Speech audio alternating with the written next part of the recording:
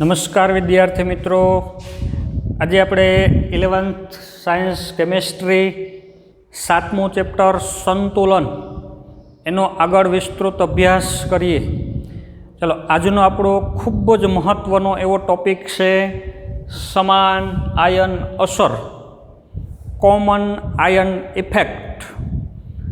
રસાયણ વિજ્ઞાનમાં ખૂબ જ મહત્ત્વની એવી એક આ અસર છે કે જેનો પ્રાયોગિક રીતે, ઔદ્યોગિક રીતે ખૂબ જ મોટા પ્રમાણમાં ઉપયોગ કરવામાં આવે છે.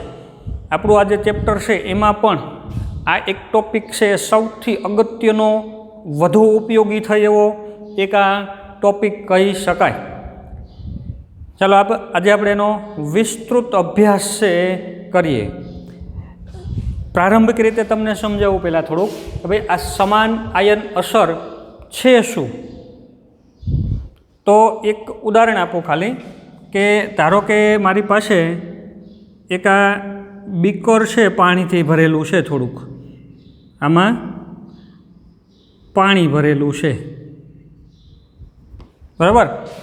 હવે આની અંદર હું નિર્બળ એસિટિક એસિડ અંદર ઉમેરું છું, CH3COOH એ આની અંદર મેં ઉમેર્યું. તો આપણને ખબર છે કે ભાઈ નિર્બળ એસિડ છે એ થોડાક પ્રમાણમાં આયનીકરણ થશે, એટલે આ એસિટિક એસિડ છે પાણીમાં જશે, શું થશે તો એમાંથી CH3COO માઇનસ પ્લસ આનો H પ્લસ પાણી હારે જોડાય અને H3O પ્લસ આયન ઉત્પન્ન કરશે.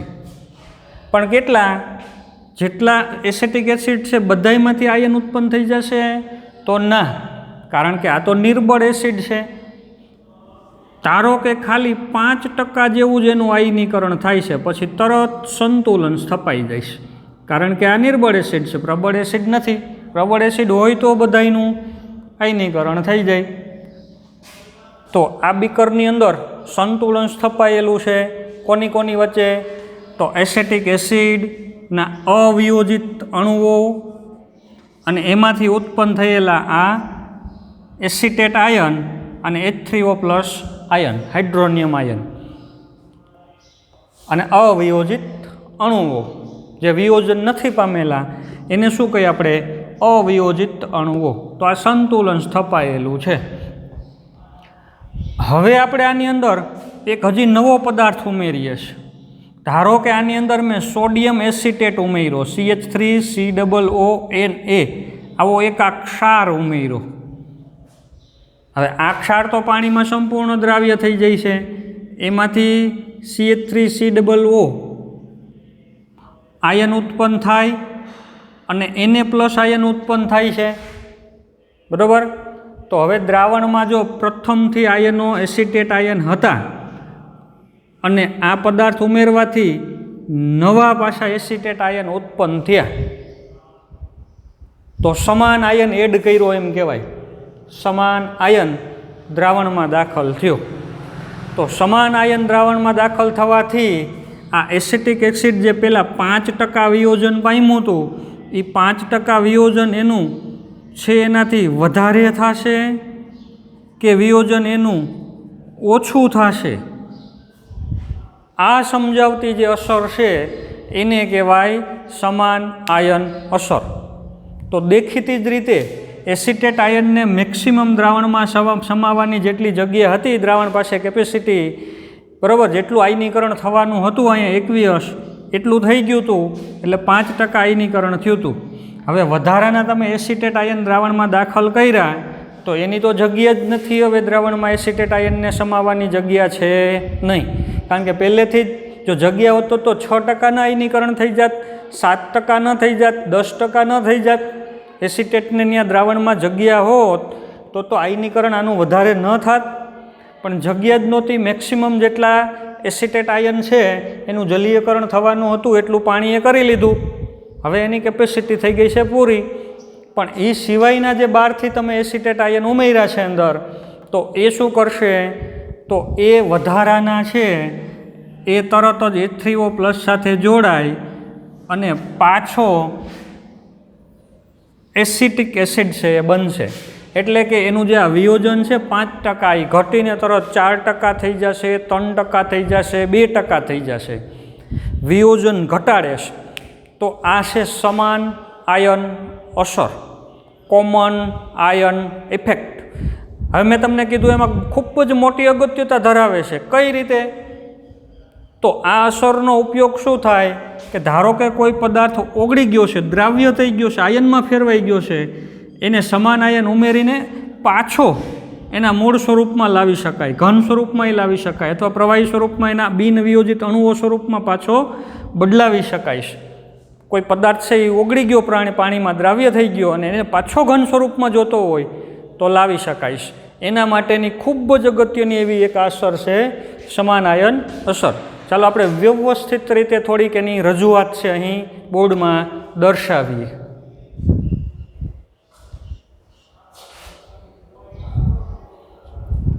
ચાલો તો અહીં મેં નોંધ કરેલી છે કે ભાઈ આપણે એક ઉદાહરણ તરીકે સમાન આયન અસરને સમજવા માટે ઉદાહરણ તરીકે નિર્બળ એસિડ તરીકે શું લીધેલું છે? Acetic acid CH3COOH. એસેટિક એસિડનું ઉદાહરણ લઈને સમાન આયન અસર છે એ સમજવા જઈએ. જલીય દ્રાવણમાં નીચે મુજબ એ સંતુલન ધરાવે છે. તો અહીં સંતુલન દર્શાવેલું છે CH3COOH. એને પાણીમાં ઉમેર્યો એટલે H2O. હવે પાણીમાં ઉમેર્યો એટલે આ એસિડ છે. એસિડ શું કરશે? તો પ્રોટોન આપશે. પ્રોટોન આપે તો વધે CH3COO. અહીંથી પ્રોટોન કાઢી નાખો તો minus CH3COO minus. Acetate ion, એક પ્રોટોન આને મળશે H પ્લસ એટલે થઈ જશે H3O પ્લસ અને બધાનું જલીયકરણ થશે. પણ આ અવિયોજિત પદાર્થ ઘણો બધો દ્રાવણમાં બાકી રહેશે, કારણ કે આ જે પ્રક્રિયા છે એ 100% આગળ નથી થતી. માત્ર ખાલી 5%ની આસપાસ, 5%થી પણ ઓછું એવું એનું વિયોજન થતું હોય છે. એટલે મોટાભાગનો પદાર્થ છે અણુ સ્વરૂપે, જોજો આયન સ્વરૂપે નહીં પણ અવિયોજિત અણુ સ્વરૂપે દ્રાવણમાં એમણે પડેલો છે. અને બીજી રીતે ટૂંકમાં દર્શાવવું હોય તો આમ દર્શાવાય. ચલો બીજી રીતે દર્શાવવું હોય તો એસેટિક એસિડ એને આપણે HAC આમ પણ દર્શાવી શકો. ટૂંકમાં એસેટિક એસિડ એટલે મુક્ત થઈ શકે એવો પ્રોટોન અને આ એનો ઋણ આયન H પ્લસ અને એસિટેટ આયનના જોડાવાથી જે બન્યો છે એને આપણે ટૂંકમાં શું દર્શાવે એવી રીતે HAC આમાંય દર્શાવી શકાય. બરાબર. એકવીએસ પ્લસ એની પ્રક્રિયા H2O લિક્વિડ સાથે કરીએ છીએ તો શું ઉત્પન્ન થશે? આમાંથી H પ્લસ મુક્ત થાય એટલે એસિટેટ આયન વધે. એસિટેટ આયનને ખાલી આમ દર્શાવાય SC minus acetate ion plus H3O plus એકવીએસ. આને પણ પાણીના અણુઓ છે એ ફરતે ઘેરાઈ જશે એટલે એનું જલીયકરણ થશે એકવીએસ. તો આ રીતે પણ દર્શાવી શકાય આ પ્રક્રિયાને ટૂંકમાં દર્શાવવી હોય તો. હવે આપણી પાસે આ સંતુલન ધરાવતું દ્રાવણ છે, એસિટેટ આયન એમાં આવેલા છે. મેક્સિમમ જેટલા ઉત્પન્ન થવાના હતા એટલા થઈ શકશે. 5% જ કેમ ઉત્પન્ન થઈ શકાશે? ખાલી એટલું જ કેમ આયનીકરણ થયું? તો આ એસિટેટ આયન છે, એસિટેટ આયન એનો વીજભાર એવો છે, અણુ એવડો છે કે એની ફરતી જે આ પાણીના અણુઓ છે એને ઘેરી લેતા હોય, એની જે પાણીના અણુઓને ઘેરવાની કેપેસિટી હતી એ પૂરી થઈ ગઈ છે. હવે વધારે એસિટેટ આયનને પકડી રાખી શકવાની કેપેસિટી પાણી પાસે નથી. તો મેક્સિમમ જેટલું આયનીકરણ પાણી કરી શકે એમ હતું એટલું પાણીએ આયનીકરણ એનું કર્યું છે. મેક્સિમમ આયનો ઉત્પન્ન થવાના હતા એટલા થઈ ચૂક્યા છે. પણ હવે આપણે એમાં એક એવો પદાર્થ ઉમેરીએ સોડિયમ એસિટેટ કે જેમાં પણ એસિટેટ આયન છે તો શું થશે? તો દ્રાવણમાં એસિટેટ આયનની સંખ્યા વધશે, એની સાંદ્રતા વધશે, પણ એટલી સંખ્યા દ્રાવણમાં રહી શકે નહીં, કારણ કે દ્રાવણની કેપેસિટી જ નથી હવે એ આયન સ્વરૂપે એને જકડી રાખી શકવાની. તો એસિટેટ આયનની સાંદ્રતા વધશે, વધારાના એસિટેટ પાછા H3O+ સાથે જોડાય, પ્રક્રિયા પાછી થઈ જશે, એટલે કે આનું જે વિયોજન 5% જેવું થતું હતું એમાં ઘટાડો થશે. ચાલો તો એની વ્યવસ્થિત નોંધ છે આપણે અહીં રજૂ કરીએ.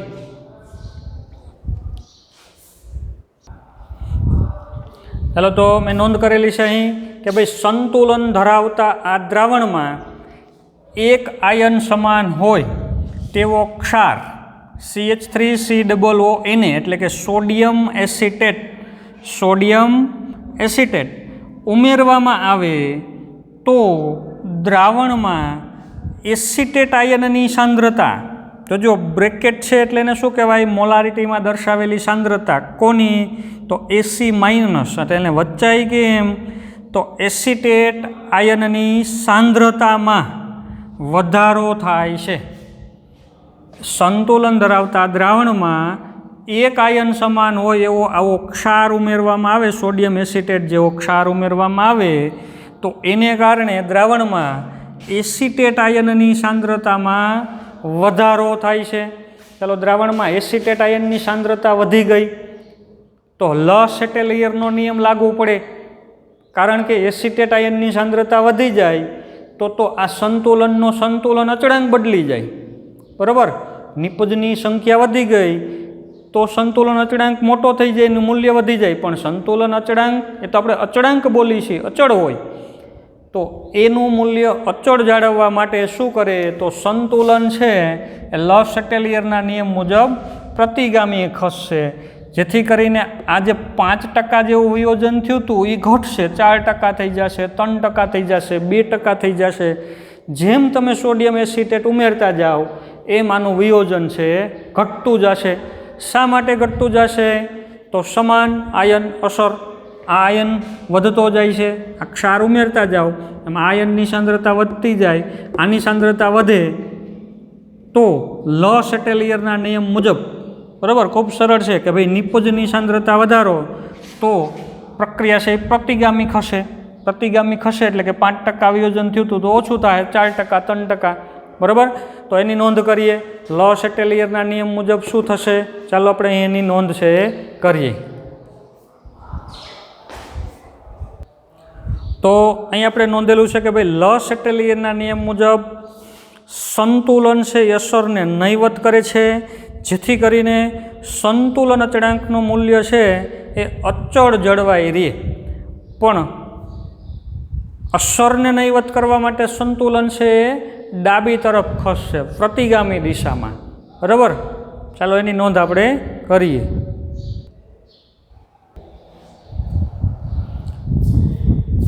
ચાલો તો સંતુલન છે એ પ્રતિગામી દિશામાં, ડાબી દિશામાં, બરાબર. આ છે ડાબી બાજુ કહેવાય, આ જમણી બાજુ છે. તો સંતુલન છે એ પ્રતિગામી દિશામાં ખસે છે. શા માટે સંતુલન ડાબી બાજુ ખસ્યું, શા માટે સંતુલન પ્રતિગામી દિશામાં ખસે છે, તો દ્રાવણમાં આપણે શું કર્યું છે, એસિટેટ આયનની સાંદ્રતામાં વધારો કર્યો, બરાબર. સમાન આયન અસર ઉત્પન્ન કરીને એક સમાન આયન ધરાવતો બીજો પદાર્થ ઉમેરીને દ્રાવણમાં એસિટેટ આયનની સાંદ્રતામાં વધારો કર્યો, આ આયનની સાંદ્રતામાં વધારો કર્યો. હવે આની સાંદ્રતામાં વધારો થાય તો લ-સેટેલિયરના નિયમ મુજબ સંતુલન અચળાંકનું મૂલ્ય અચળ જાળવવા માટે પ્રતિગામી દિશામાં સંતુલનને ખસવું પડે. તો સંતુલન છે એ પ્રતિગામી ખસે છે. હવે પ્રતિગામી ખસશે તો પરિણામી એની અસર ક્યાં પડી, તો એની સીધી અસર પડી ક્યાં, આનું વિયોજન ઘટ્યું. એસેટિક એસિડનું જે 5% જેવું વિયોજન આપણે ધારતા હતા એ ઓછું થશે. તો આપણે નોંધ લખીએ, સીધી અસર સમાન આયન અસર છે એ સીધી કોના ઉપર અસર કરે છે, આના વિયોજન ઉપર.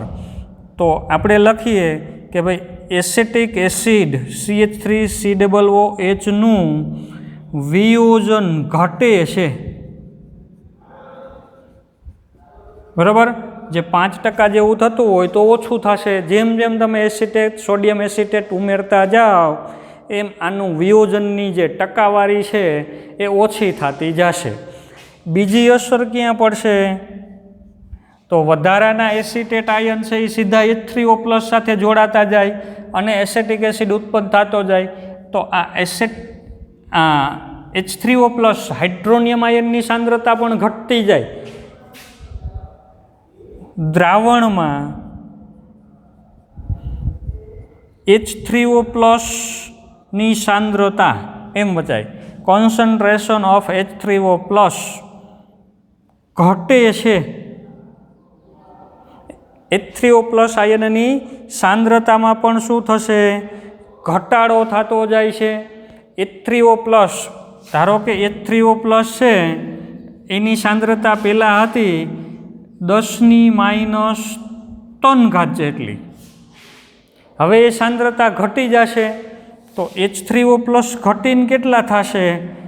તો 10⁻² કે 10⁻⁴. કોણ ઓછું કહેવાય? તો આ નહીં, આ તો વધારે કહેવાય. બરાબર. તો H3O+ ની સાંદ્રતા ધારો કે 10⁻³ જેટલી હતી, આપણે અંદાજે ધારી લઈ, તો એ ઘટીને કેટલી થઈ જશે? તો 10⁻⁴ થઈ જશે, 10⁻⁵ થઈ જશે, ઘટી જશે ટૂંકમાં. તો દ્રાવણમાં H3O+ ની સાંદ્રતા છે એમાં શું થાય છે? તો ઘટાડો થાય છે. હવે H3O+ ની સાંદ્રતા ઘટે એટલે દ્રાવણની pH બદલે. આપણે આના પહેલાં pHનું સૂત્ર પણ ભણી ગયા. તો દ્રાવણની pH ઘટશે કે વધશે? બરાબર. સમાન આયન અસર ઉત્પન્ન થવાથી આ નિર્બળ એસિડનું વિયોજન થયેલું છે એમાં સમાન આયન અસર ઉત્પન્ન કરવાથી દ્રાવણની pHમાં ઘટાડો થશે કે વધારો થશે? તો આપણે જોઈ, પહેલાં ધારો કે H3O+ આટલા હતા તો તમે pHનું સૂત્ર મૂકો. જો pH એટલે આની pH કેટલી થાય? તો -log of H3O+ એટલે 10⁻⁴. -3 અહીં આગળ આવે તો 3. તો pH પહેલાં 3 હતી. હવે H3O+ ની સાંદ્રતા ઘટી અને ધારો કે -3 માંથી -4 થઈ ગઈ. તો હવે pH આપણે ગણીએ તો pH બરાબર આ એનું સૂત્ર -log of H3O+. બરાબર. આ સૂત્ર આમાં કિંમત મૂકો. -log of H3O+ એટલે તો 10⁻⁴. -4 અહીંયા આગળ આવે તો ++4 log 10. log 10 એટલે તો 1 થાય તો 4 થઈ જવાબ. pH આવી 4. તો પહેલાં pH હતી 3, હવે pH વધીને કેટલી થઈ? 4. તો H3O+ ની સાંદ્રતા ઘટે એમ દ્રાવણની pH શું થશે? વધે છે. બરાબર. દ્રાવણની pH હોય તો 3 pH હોય તો 4 pH થશે, 4 pH હોય તો 5 થશે, 5માંથી 6 થશે, 7ની નજીક આવતી જશે. 7 pH એટલે દ્રાવણ તટસ્થ દ્રાવણ થઈ જશે. તો જેમ જેમ સમાન આયન અસર ઉત્પન્ન કરતા જાઓ H3O+ ઘટતા જાય. એસિડિક દ્રાવણ છે એ નબળું પડતું જાય, મંદ થતું જશે. કારણ કે દ્રાવણમાં H3O+ જ ઘટે છે એટલે એનો અર્થ કે દ્રાવણ એસિડિકમાંથી ધીમે ધીમે તટસ્થની નજીક આવતું જાય. તટસ્થ તો નહીં બને, બરાબર, એસિડિક તો રહેશે જ થોડું ઘણું, પણ એ જે સાંદ્રતા છે ને તટસ્થ એસિડિકતા એની છે ને એ ઘટતી જશે. એનો અર્થ કે pH એની 1, 2, 3, 4 એમ થતાં 7 બાજુ આવતી જશે. એટલે આપણે કહી શકીએ કે વધતી જાય છે. તો આ 3 ખૂબ જ અગત્યના એવા પરિણામ લખ્યા આપણે. સંતુલન પ્રતિગામી દિશામાં ખસે એટલે એસિટિક એસિડનું વિયોજન ઘટે, દ્રાવણમાં H3O+ ની સાંદ્રતા ઘટે, દ્રાવણની pH છે વધતી જાય. તો આ જે અસર ઉત્પન્ન થઈ આ અસરને સમાન આયન અસર કહેવાય. બરાબર. આમ આ અસરને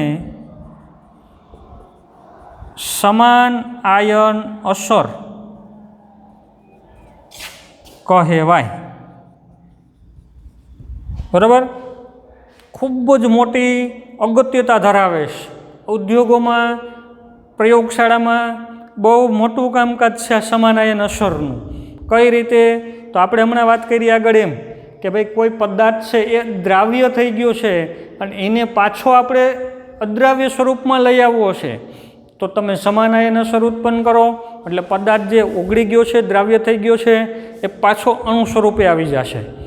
તો ખૂબ મોટી એવી અગત્યતા છે. આપણે આના દાખલાઓ પણ છે એની પણ ગણતરી છે એ કરીશું. તો વિદ્યાર્થી મિત્રો, એકદમ અગત્યની એવી જો સમાન આયન અસર, બરાબર, પ્રશ્ન સ્વરૂપે આપણે લઈ કે ઉદાહરણ તરીકે આપણે એસેટિક એસિડ લઈ તો એનું સંતુલન છે એ આ રીતે સ્થપાયેલું હોય.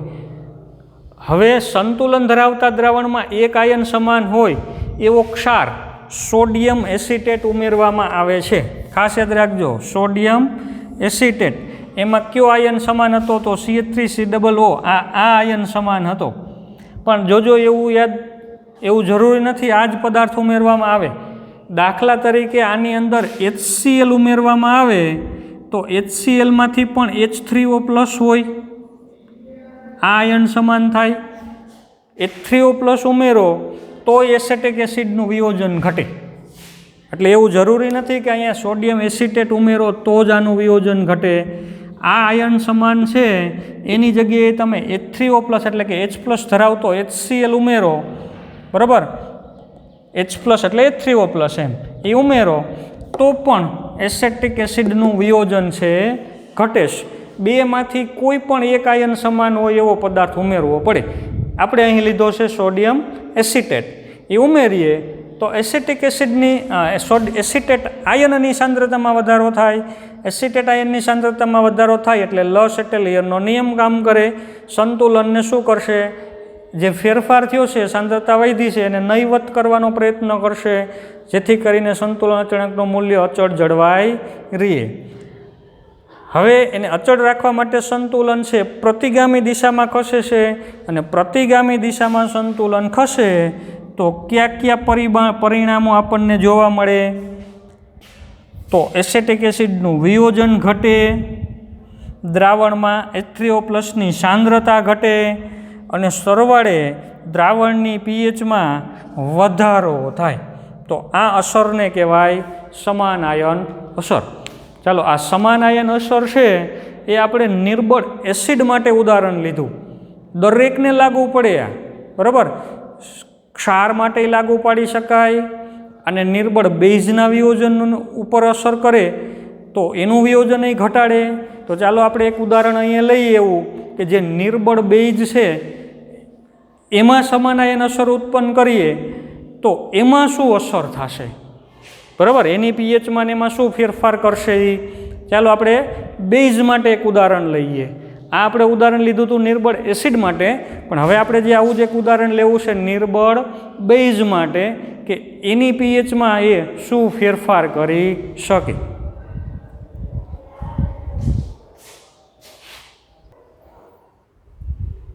ચાલો વિદ્યાર્થી મિત્રો, તો પ્રશ્ન છે કે ભાઈ નિર્બળ બેઝના વિયોજન પર સમાન આયન અસર સમજાવો.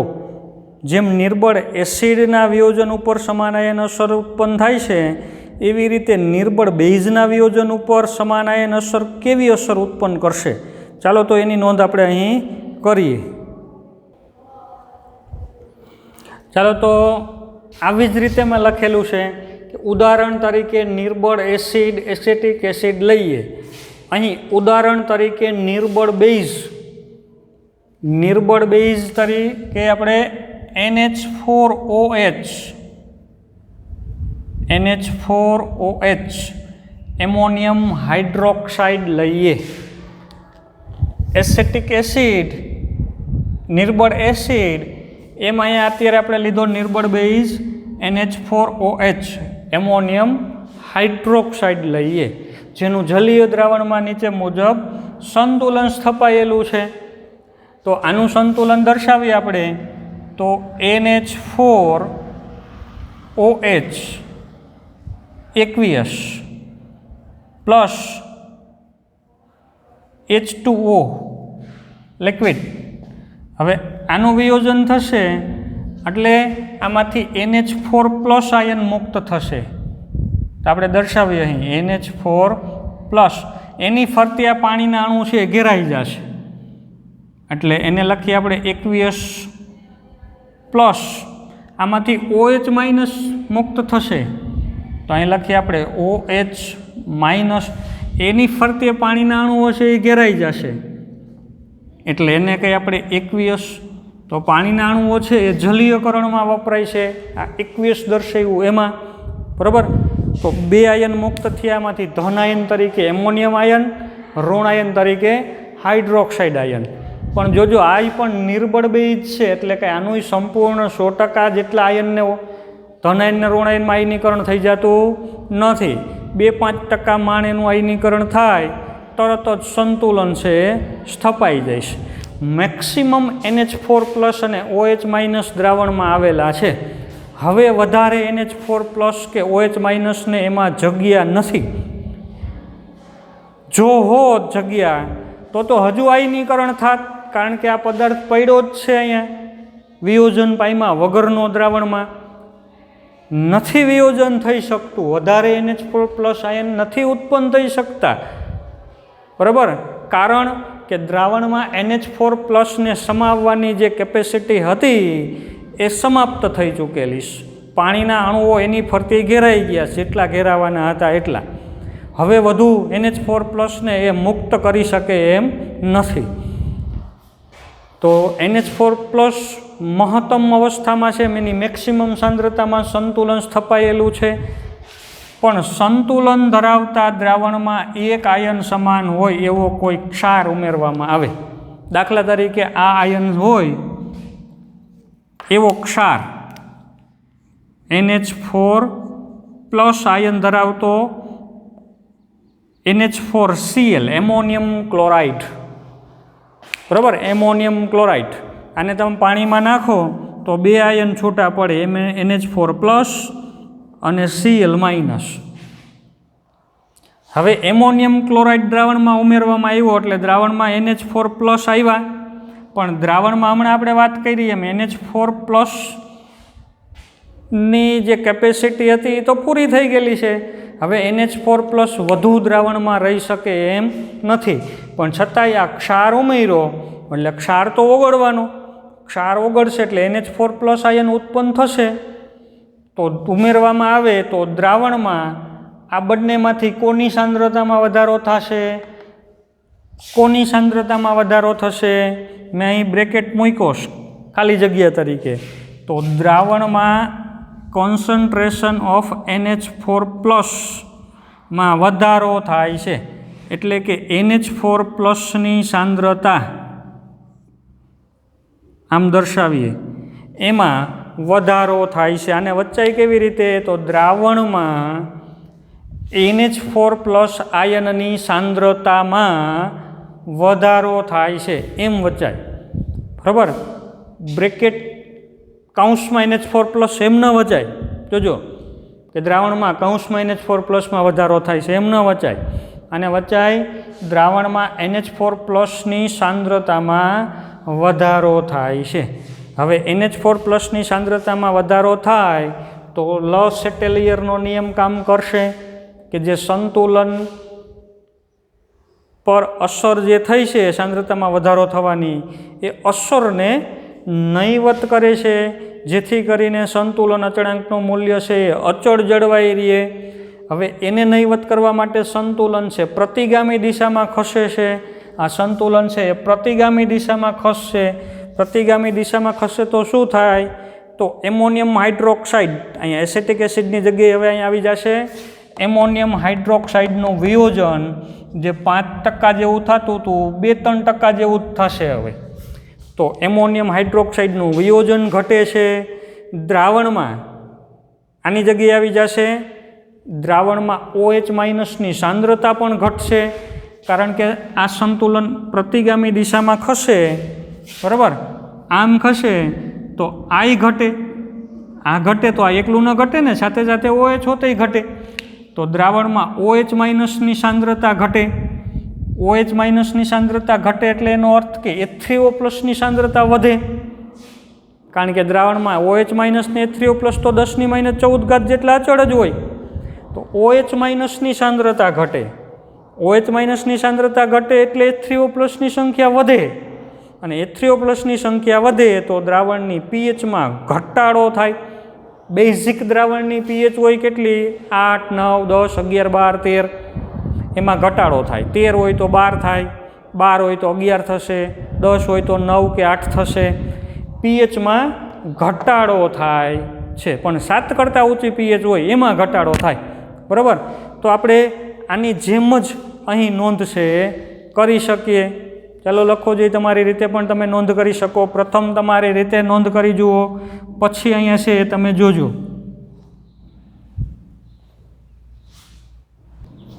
ચાલો તો આપણે નોંધ આની જેમ જ કરી કે લો શેટેલિયરના નિયમ મુજબ સંતુલન છે અસરને નહીવત કરવાની કોશિશ કરશે, નહીવત કરશે, જેથી સંતુલન અચળાંક કેસીનું મૂલ્ય છે અચળ રહે.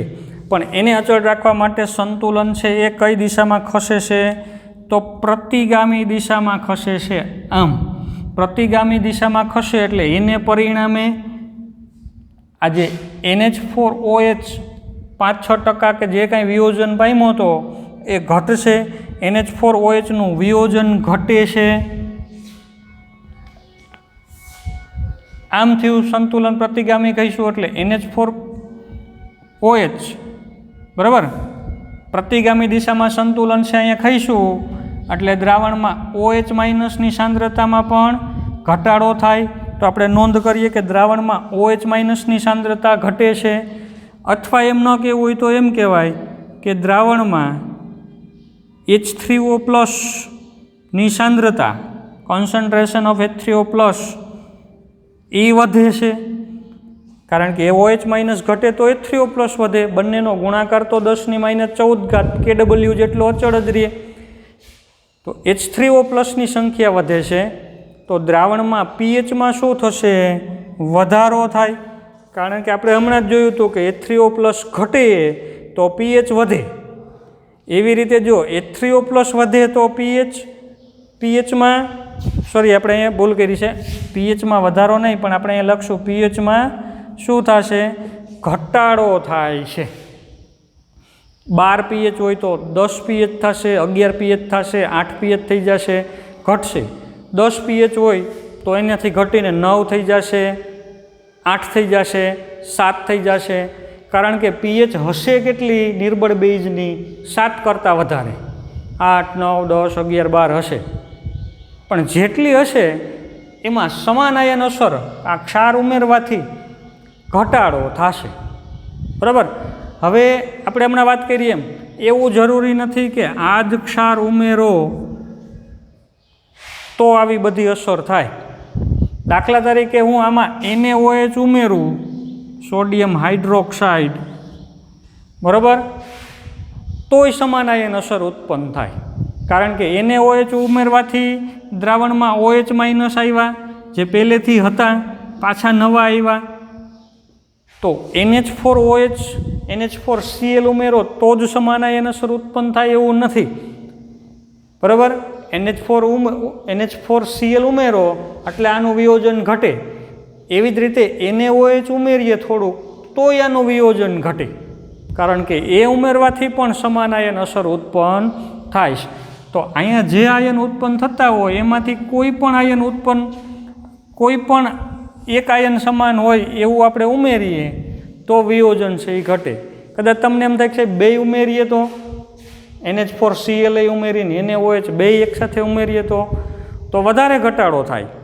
એકદમ ઝડપથી આનું વિયોજન ઘટે. 5% જેવું થતું હોય તો સીધું 1% જેવું થઈ જાય, પોઈન્ટમાં ટકાવારી આવી જાય. એટલું વિયોજન નહીં ઘટે વધારે ઉમેરીએ તો. બરાબર. તો સમાન આયન અસર છે એ શું કરે છે?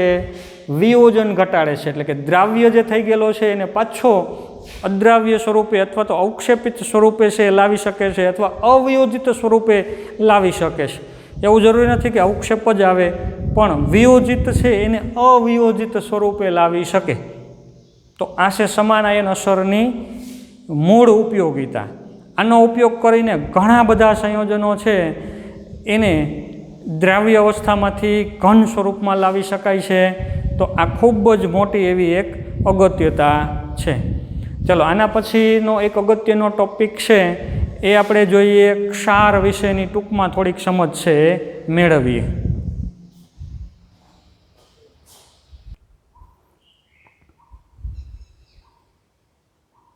ચલો વિદ્યાર્થી મિત્રો, તો નેક્સ્ટ ક્વેશ્ચન છે આપણો ક્ષાર કોને કહેવાય?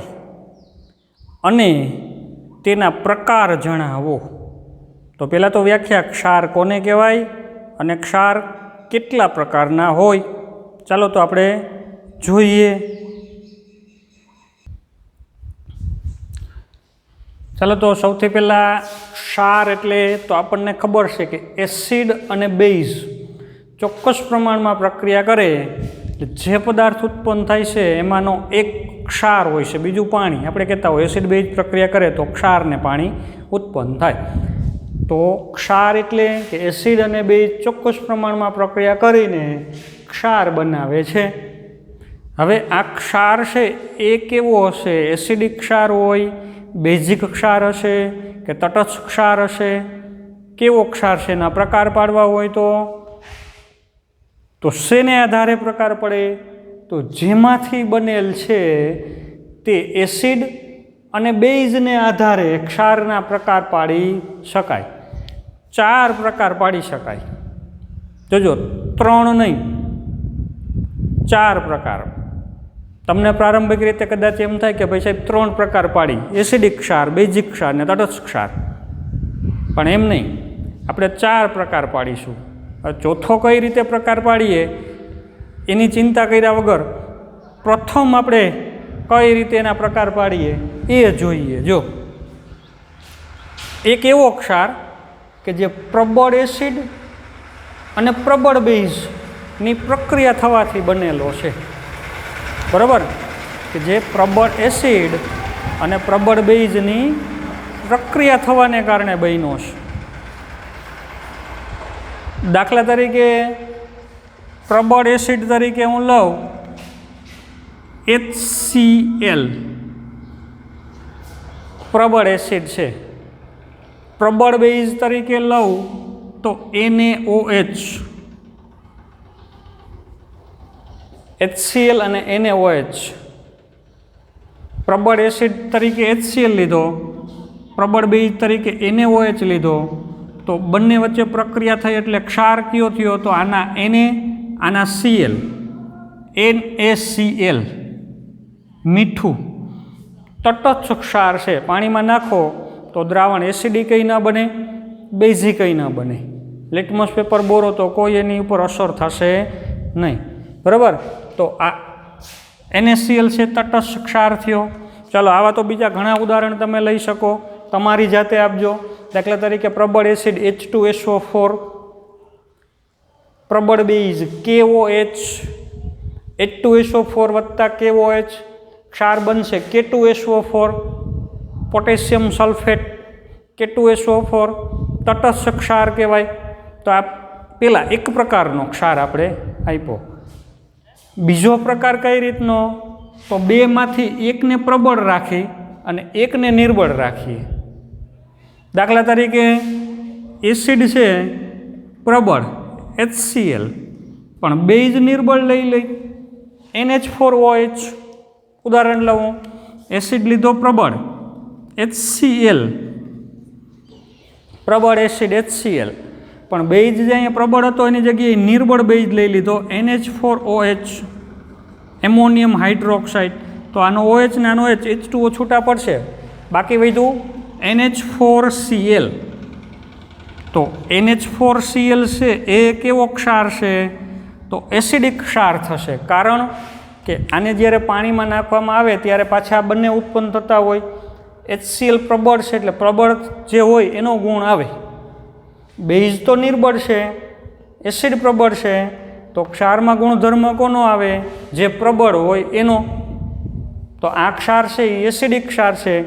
તો યાદ રાખવાનું જ તમારે, એમોનિયમ ક્લોરાઇડને પાણીમાં નાખો, એમાં ભૂરું લિટમસ પત્ર બોરો તો લાલ લિટમસ પેપર થઈ જાય. કારણ કે એ એસિડિક ગુણધર્મ ધરાવે છે, તટસ્થ ક્ષાર નથી. બરાબર? આના જેવો તટસ્થ નથી, એસિડિક ક્ષાર છે. આ લિટમસ પેપર ઉપર અસર કરશે જલીય દ્રાવણ એનું, કારણ કે એમાં એસિડ છે એ પ્રબળ છે, બેઝ છે એ નિર્બળ છે. ચાલો, 2 પ્રકાર મેં અહીંયા આપ્યા તમને. હવે બાકીના જે 2 પ્રકાર છે, ત્રીજો પ્રકાર અને ચોથો પ્રકાર, ચાલો વિચારો આમાં શું આવશે? તો તમે કહેશો સાહેબ બીજા ત્રીજા પ્રકારમાં તો આપણે એમ કરીએ કે आ जे प्रबल लीधो छे ने एने निर्बल लई लई। निर्बल एसिड दाखला तरीके एसेटिक एसिड, प्रबल बेज दाखला तरीके NaOH, तो एसेटिक एसिड ने NaOH मांथी बनेलो क्षार केवो थशे? बेजिक क्षार थशे, कारण के एसिड निर्बल लीधो, बेज प्रबल लीधो। हवे उल्टू कर्युं तो बेजिक क्षार थशे, बराबर। ए नोंधो तमे ट्राय करो। चलो चौथो प्रकार केवो लेशुं विचारो जोई। चौथो प्रकार केवो लेशुं? तो चौथो प्रकार छे एमां आपणे बंने निर्बल लई लेवुं, निर्बल एसिड, निर्बल बेज, बराबर। अने एनो क्षार केवो थशे? एसिडिक थशे, बेजिक थशे के तटस्थ थशे? चालो एक बार तमे केवो क्षार बने ए विचारो, नोंध करो, पछी आपणे અહીંથી છે એ તમે એનો આગળ અભ્યાસ કરશો। ચાલો હું અહીં નોંધ કરું છું, પણ પ્રથમ તમારી જાતે અહીં લખવાનો પ્રયત્ન કરો।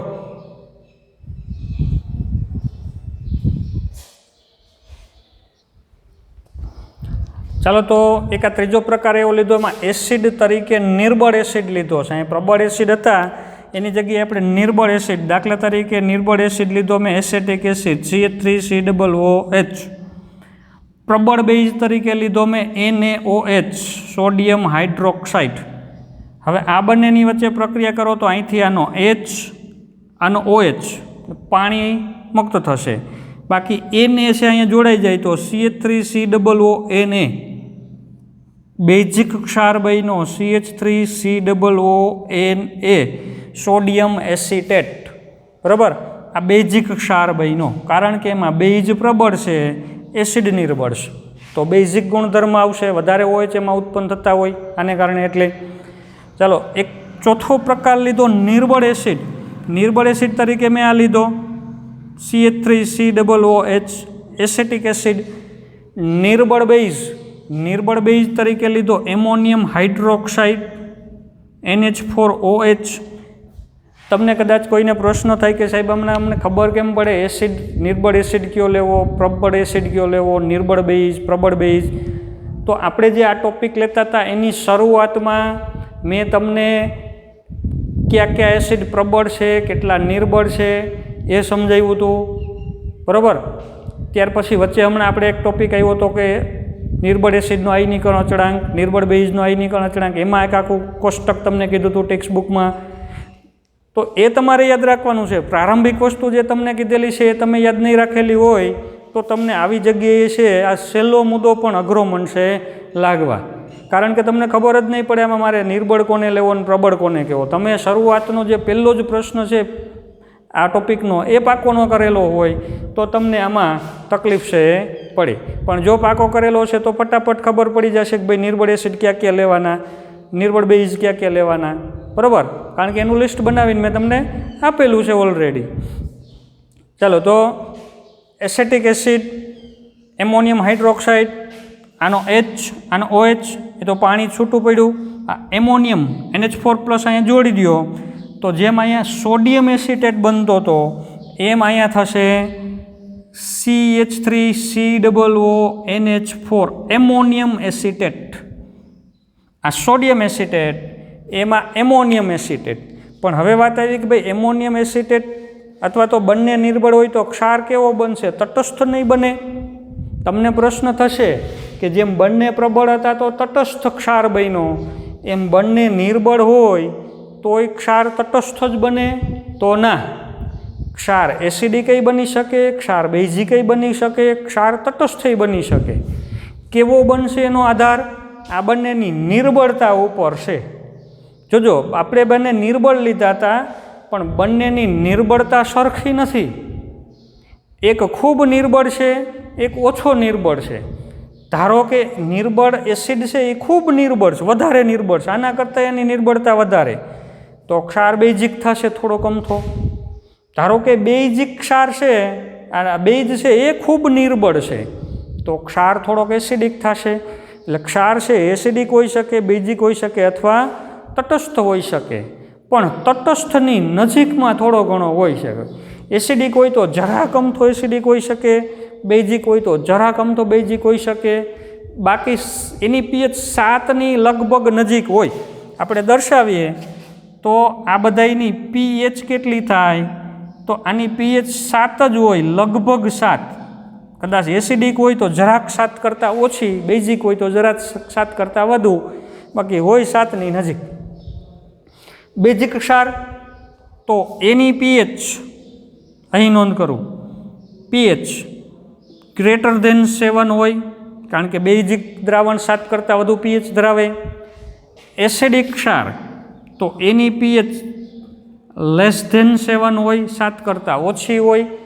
તટસ્થ ક્ષાર તો એની pH છે એ બરાબર એક્ઝેક્ટ 7 હોય અને આની 7ની નજીક હોય, એટલે એનો અર્થ કે એ તટસ્થતાની નજીક છે, જરાક એસિડિક છે, જરાક બેઝિક છે, અથવા એક્ઝેક્ટ તટસ્થ પણ હોઈ શકે. જો બંને સમાન નિર્બળતા ધરાવતા હોય તો 7 જ હોય.